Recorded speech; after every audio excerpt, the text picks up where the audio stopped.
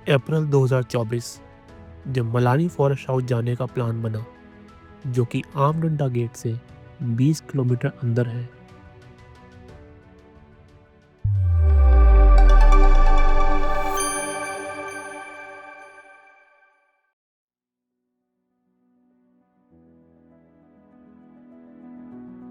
Corbett तो मैं कई बार आ चुका था, लेकिन मलानी के बारे में सिर्फ सुना ही था कि एक शांत और बहुत ही खूबसूरत जंगल है।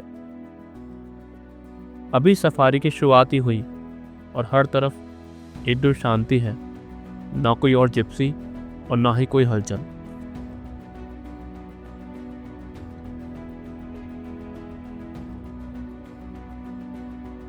हम समय से थोड़ा पहले आ गए थे, क्योंकि किसी भी फॉरेस्ट गेस्ट हाउस जाने के लिए आपको सफारी के समय से पहले जंगल में जाने की इजाज़त मिल जाती है, जिससे आप अपना सामान और गेस्ट हाउस में चेक इन समय से कर सकें।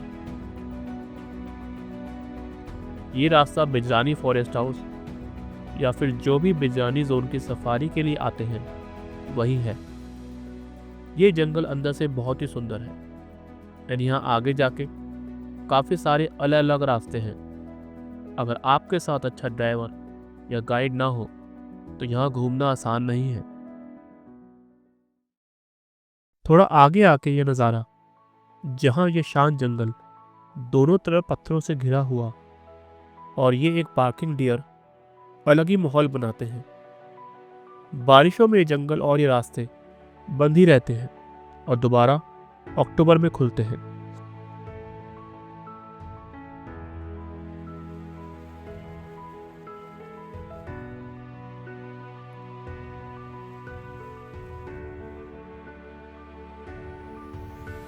अभी सफ़र बहुत लंबा है और ऐसा लगता है जैसे जंगल कभी ख़त्म ही नहीं होगा।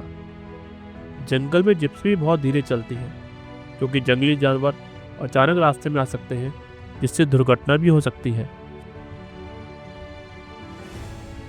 इस जंगल में ऊंचे नीचे इलाके भी काफ़ी हैं और अभी हमको 10 से 12 किलोमीटर अंदर और जाना है। उसके साथ साथ हर तरफ नज़र भी रखनी है। जंगल में जहाँ देखो ऐसा लगता है हर तरफ कुछ ना कुछ है।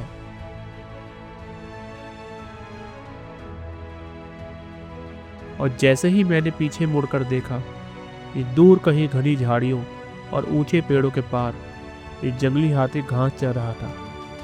पहले तो लगा ये एक ही है, बट कुछ ही देर में साथ में दूसरा भी नजर आया। दूर से नज़ारा बहुत ही सुंदर और शांत लग रहा था, मानो जंगल अपनी ही कहानी सुना रहा हो।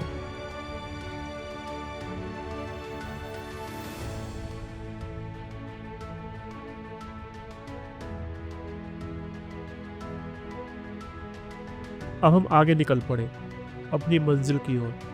तो जंगल के शांत और हरे भरे वातावरण में दूर कहीं हिरणों का एक झुंड घूमता नजर आया।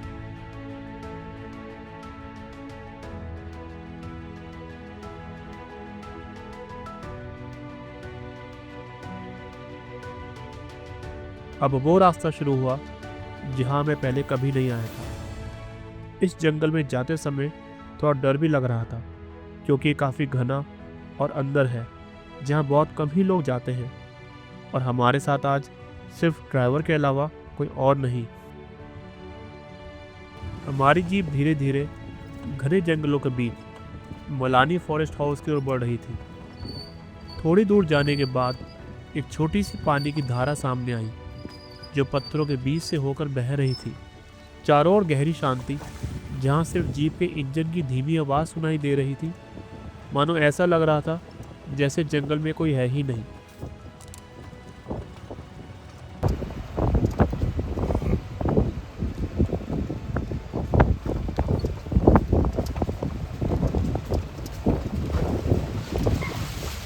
एकदम से अलार्म कॉल सुनाई दी। जंगल में अलार्म कॉल का मतलब उन विशेष आवाज़ों से होता है जो जानवर खतरे या शिकारी के आने पर निकालते हैं।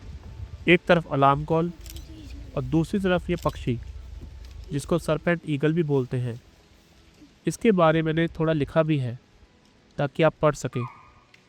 इसका नाम ये इसलिए रखा गया क्योंकि ये मुख्य रूप से सांपों का शिकार करता है। ऐसा लगा मानो वे हमें देख रहा हो और अपनी उपस्थिति का एहसास करा रहा हो। कुछ देर तक वह अपनी जगह पर स्थिर बैठा रहा और फिर अचानक उसने अपने बड़े पंख फैलाए और हवा में उड़ान भर ली।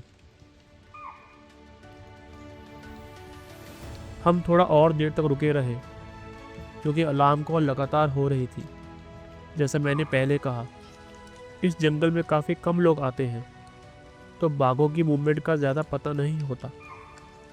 अलार्म कॉल ज़्यादातर सांबर डियर की ही सही होती है क्योंकि वो बाघ को देखकर बोलता है, लेकिन ये कॉल किसी चीतल की है जो कि बाघ या लेपर्ड की स्मेल महसूस करने पर अलार्म कॉल दे देते हैं।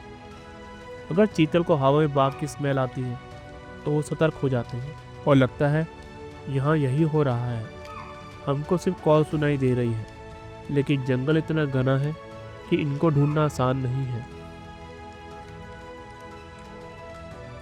ये नॉर्मल सफारी से बहुत अलग है क्योंकि आप जंगल को अच्छे से महसूस कर सकते हैं। यहाँ बाघ या लेपर्ड कहीं आसपास ही है, लेकिन शायद हमारा उसे देखने का दिन नहीं है।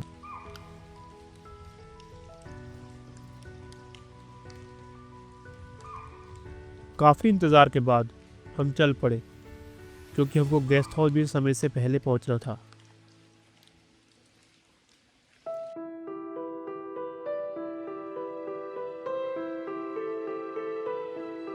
थोड़ा आगे ही आए तभी हमारी नज़र एक जंगली टस्कर पर पड़ी। मेरी इससे पहले की कई वीडियो में हाथी है, इसका मतलब ये नहीं जंगली हाथी को देखना आसान है, ये भी किस्मत से ही दिखते हैं। अकेला टस्कर नर हाथी अक्सर झुंड से अलग रहता है। टस्कर का स्वभाव आमतौर पर अधिक आक्रामक होता है। ये हमसे दूर है, लेकिन इसकी नज़र हम पर भी है। जितना मुझको बताया गया है कि मलानी के रास्ते में हाथी कई बार पहले भी अटैक कर चुके हैं, इसलिए हम और सतर्क हैं। टस्कर अक्सर जंगल के अलग अलग हिस्सों में अपनी मर्जी से घूमते हैं और अपनी ताकत से इलाके पर कब्जा जताते हैं। अब हम इसको यहाँ छोड़कर आगे चल पड़े, लेकिन हमारे ड्राइवर को डर था कहीं हमारे आगे ना आ जाए, लेकिन ऐसा हुआ नहीं।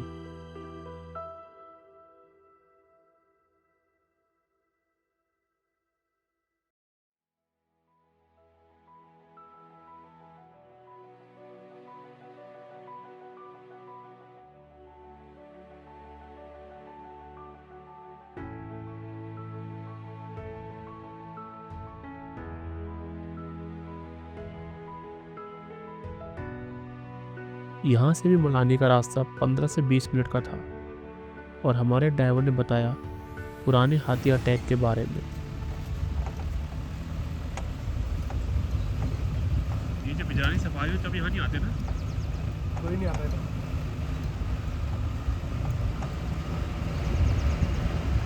सिर्फ मलानी वाले?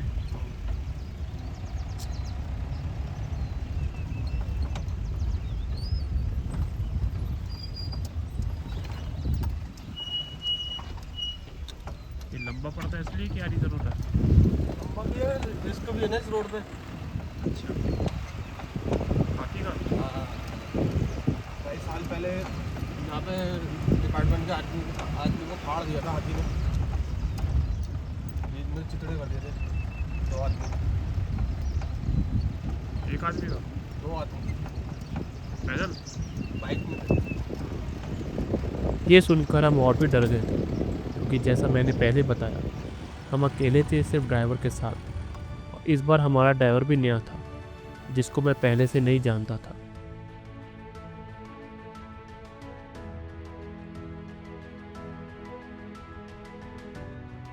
ये जंगल अब और भी घना होता जा रहा था।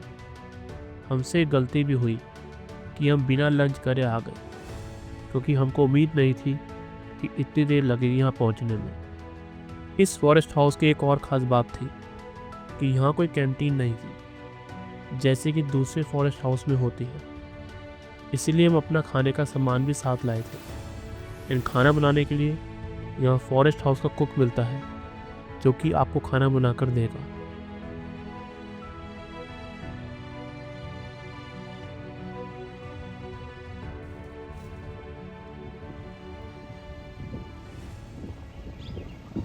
यहाँ हमको जंगली मुर्गे की आवाज़ सुनाई दी। तो कुछ मिनटों के लिए हमने हर तरफ देखा।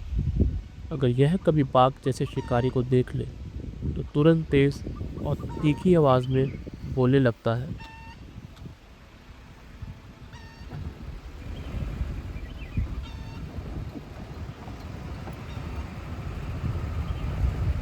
हम फिर आगे निकल पड़े। मलानी फॉरेस्ट हाउस में जितना मेरे को बताया गया सिर्फ 2 ही रूम्स हैं और यहाँ पर बिजली भी सोलर से आती है। अगर बारिश हो गई या मौसम ख़राब हो गया तो बिना बिजली के ही रहना पड़ता है, जिसका अपना अलग ही मज़ा है अगर आपको नेचर या वाइल्ड लाइफ पसंद है।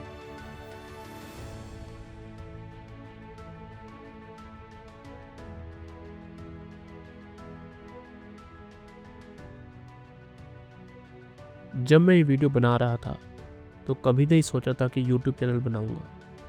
अगर आपको मेरी कोशिश अच्छी लगे तो प्लीज़ कमेंट ज़रूर करना ताकि आने वाले वीडियोस को और अच्छे बना सकूं।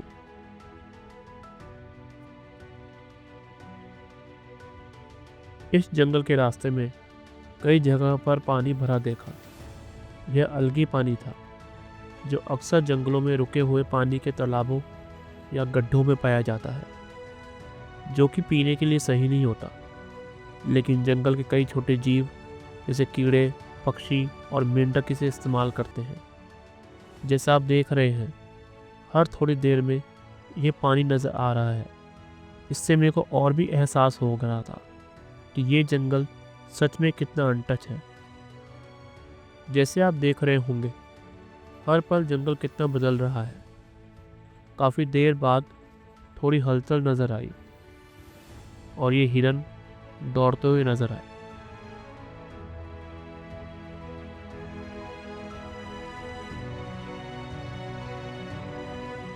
जंगल और भी घना दिखाई दिया और घने जंगल पे हर कदम पर एक नई कहानी छिपी होती है। हर तरफ ऊंचे ऊंचे पेड़ और यहाँ की मिट्टी से बहुत अच्छी खुशबू भी आ रही थी। जंगल की ज़मीन पर बिछी सूखी पत्तियाँ, कई जड़ी बूटियाँ भी होती हैं। उसकी वजह से यहाँ अलग ही खुशबू थी।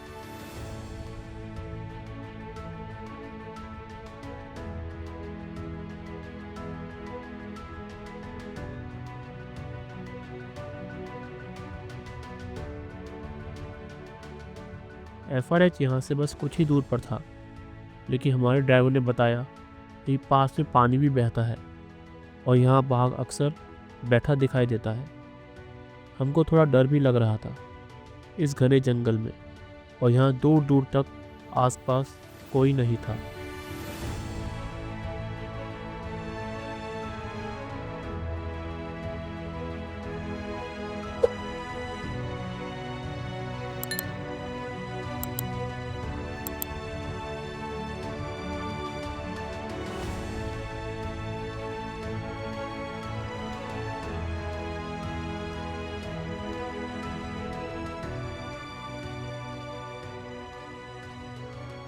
हर तरफ हमने देखा और यहाँ हम ज़्यादा देर तक नहीं रुके और वापस FRH की तरफ निकल पड़े।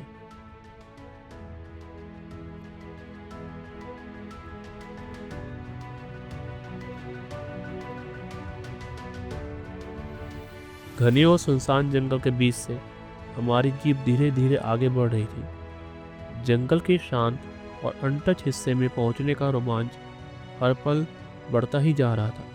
तभी अचानक एक खूबसूरत मोर हमारी जीप के सामने आ गया। ऐसे लगा ये हमको वेलकम करने आया है, क्योंकि काफ़ी देर तक ये हमारे आगे ही चलता रहा। जीप के इंजन की हल्की सी आवाज़ के साथ मोर अपनी मस्त चाल में आगे बढ़ता रहा। ऐसे लग रहा था जैसे वह हमें जंगल के अपने खास हिस्से में ले जाना चाहता हो। इस पल ने जंगल सफारी के इस अनुभव को और भी यादगार बना दिया।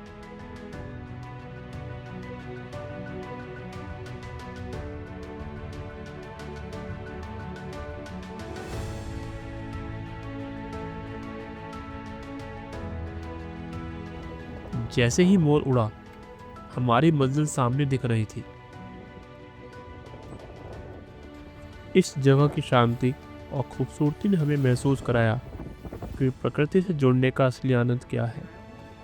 यह अनुभव शब्दों से परे था। इस वीडियो में मैंने पूरी कोशिश करी कि अपना एक्सपीरियंस शेयर कर सकूं। आप भी कमेंट में ज़रूर बताएं कि आपको ये वीडियो कैसी लगी और मोर का स्वागत आपको कैसा लगा। मलानी के पार्ट 2 वीडियो में आपको अपनी मेन सफारी का एक्सपीरियंस ज़रूर दिखाऊंगा एंड सबसे रेयर येलो मार्टिन का किल।